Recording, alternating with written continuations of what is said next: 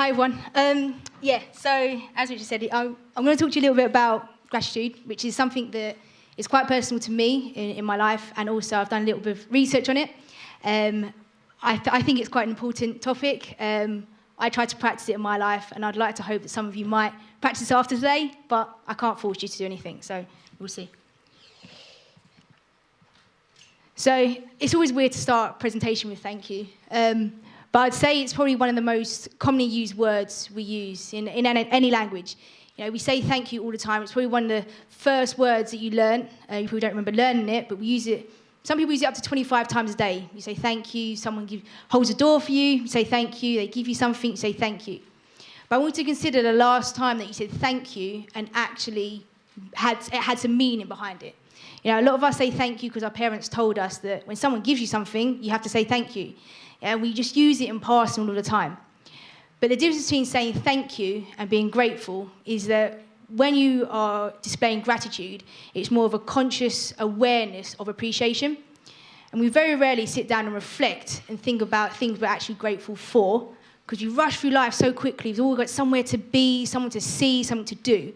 We very rarely take time to actually think about the things that we have in our lives instead of the things we need or the things that we want. Because you always want something. We never think about what we already have. So we just use this word thank you in passing. So there's two different ways that people tend to practice gratitude. The first way will be that sometimes people write gratitude lists. So in the morning or in the evening, people might write 3 to 5 things that they feel grateful for. So, for example, all of you woke up this morning and you had another 24 hours to do whatever you want to do in your day. Well, maybe not. Some of you had to go to school, right?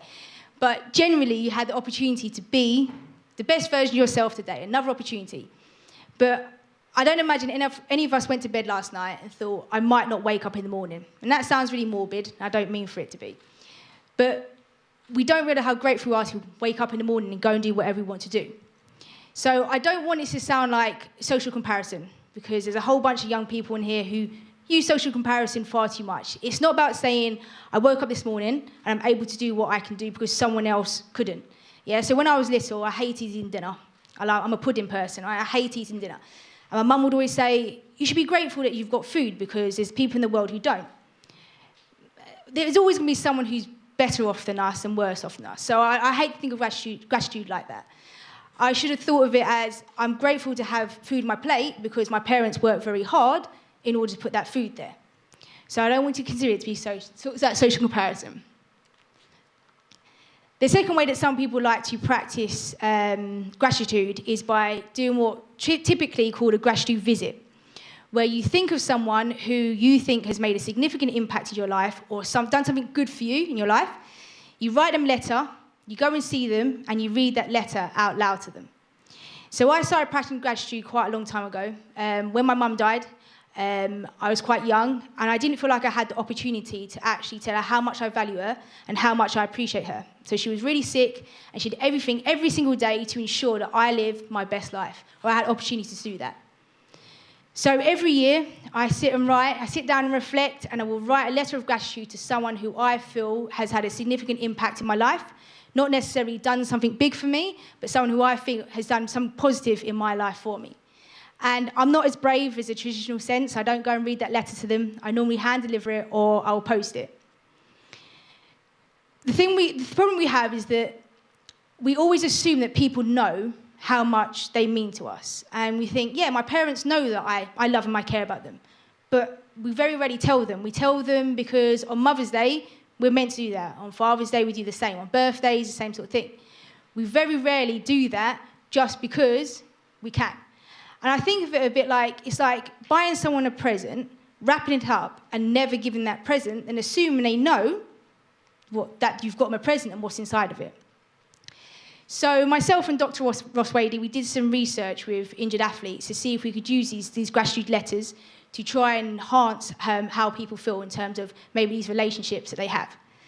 And we got injured athletes who had returned back from sport. We got to write a letter to somebody who they felt had had a significant impact in helping them recover from their injury. And we got them to actually write it and go and read this letter out loud to these people.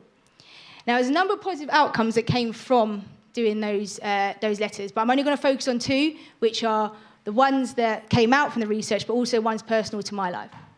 So the first one is this reciprocal relationship that happens between the person who's written a letter and the person who receives a letter.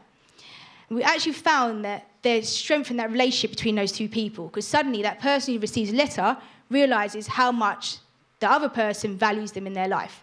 And it helped them to enhance the relationship between the two. The second one is my favourite one, which is called Pay It Forwards. So Pay It Forwards wasn't established for gratitude and go and read this letter out loud to these people. Now, there's a number of positive outcomes that came from doing those letters, but I'm only going to focus on two, which are the ones that came out from the research, but also ones personal to my life. So the first one is this reciprocal relationship that happens between the person who's written a letter and the person who receives a letter. And we actually found that there's strength in that relationship between those two people, because suddenly that person who receives a letter realizes how much the other person values them in their life. And it helped them to enhance the relationship between the two. The second one is my favourite one, which is called Pay It Forwards. So Pay It Forwards wasn't established for gratitude. What Pay It Forwards is for is, for example, like I would do two good things for two people. They would then go on and do two good things and two good things. We end up with a whole bunch of people doing really good things for other people. Funny enough, with the letter writing, we found that some people, when they received the letter, it raised their awareness of gratitude and how important it is to show your appreciation to people. They then went on to write a letter of gratitude to someone else or told them how I feel about it, which obviously is a very good thing. So I think this quote will probably sum up sort of the way that I think in terms of gratitude, is that we rush through life all the time, and we've always got somewhere to be, and we think the destination. So we always think about the end results. Like, for you guys, you want to get through school, you want to get your exams done, so you finish, you want to get through summer, and you forget about the journey along the way, and the goodness of people that you see along the way. Yeah, some people are in your lives for a season, some people for a lifetime, but I do believe that people come into your life for a reason, and there are so many good people around, and so many people that need to be valued, but appreciation is a beautiful thing, not only for the person who is demonstrating their level of appreciation, but also the person who's receiving it. So I guess for you guys, my take-home message would be that the next time that you feel appreciation for someone, it might feel a little bit embarrassing, but go and tell them, because not only will it make you feel better, it will actually probably make their day as well. Thanks.